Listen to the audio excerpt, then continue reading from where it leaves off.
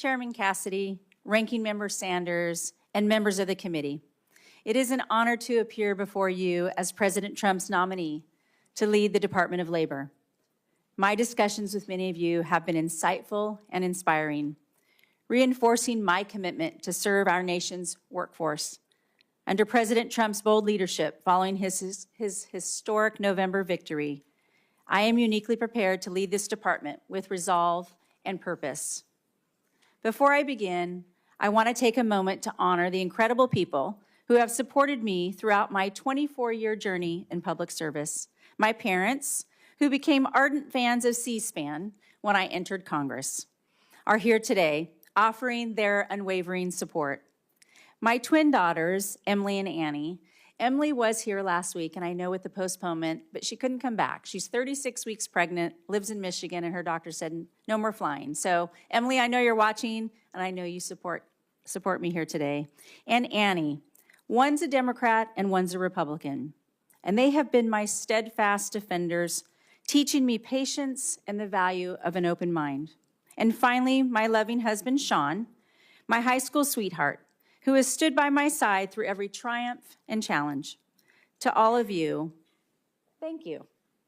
Thank you for your boundless love and encouragement. I also want to thank the labor and business communities that are here in the audience today, because they support President Trump's vision for the American worker. I am deeply grateful to President Trump for this extraordinary opportunity to serve as the Secretary of Labor. It is both humbling and a call to action that I do not take lightly. In 2024, our nation witnessed the single greatest political achievement of our time.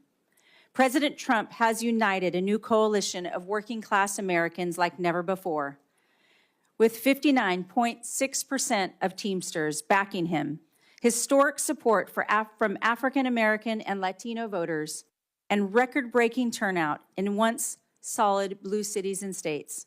Americans are speaking loud and clear. They are calling for action, progress, and leadership that puts the American worker first. Like many Americans, my journey is rooted in my values instilled by my father and mother. My father, a proud Teamster who worked tirelessly for over 30 years. The fair pay and benefits he received ensured our family's stability and security. From his example, I learned the transformative power of hard work and determination, propelling me to become the first in my family to graduate from college with a degree in business administration. Later, after supporting my husband through medical school, we built our own small business. For 2 decades, we successfully navigated the challenges faced by employers, from complex labor regulations to workforce shortage. President Trump's nominee for Labor Secretary, Lori Chavez-DeRemer, just sent a clear message to Washington, and it's one the elites don't want to hear. She's putting the American worker first.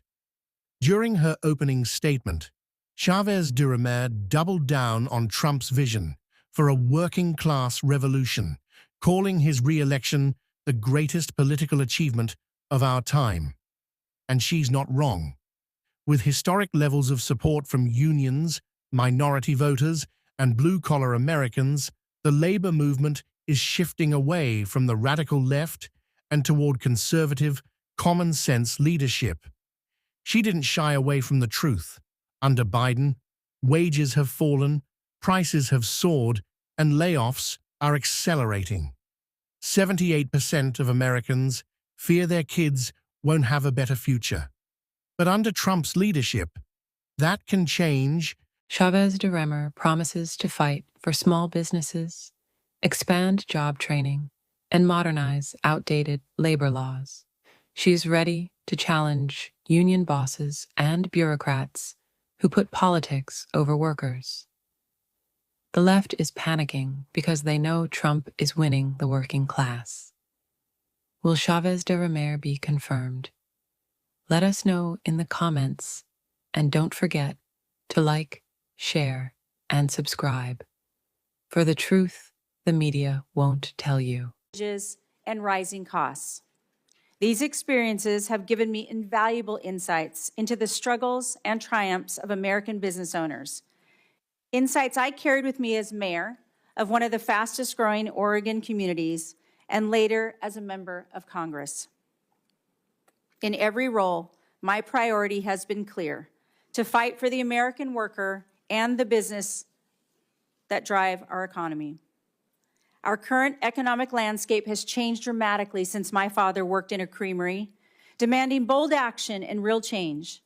In the last 4 years, prices have risen, wages have fallen, and 78% of Americans do not feel confident that their children will lead better lives.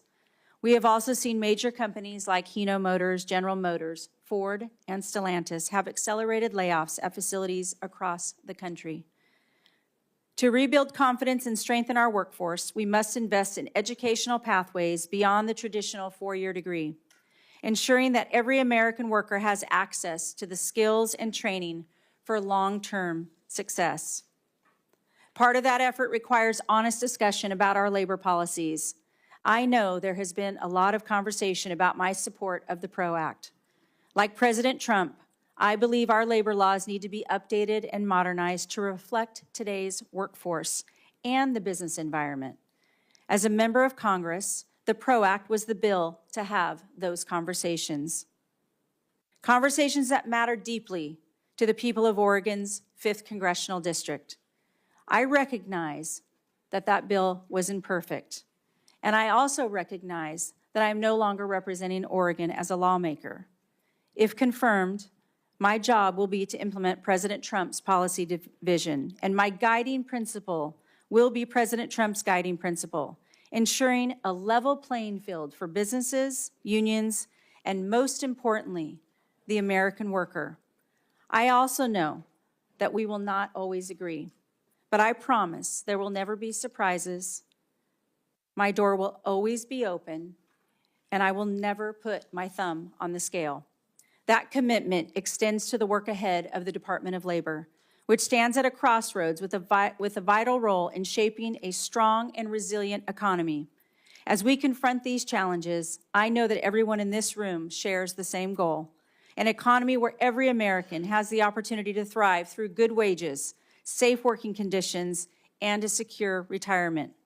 My record of collaboration demonstrates a shared belief that under President Trump's leadership, we can deliver real solutions.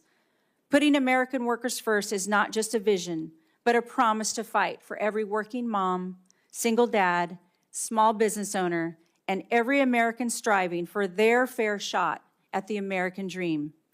If I have the privilege of being confirmed, I look forward to working with each of you to solve the challenges facing our country. Together, we can shape our economy that uplifts every American. I thank you. I thank this committee, and I look forward to your questions. Thank you very much.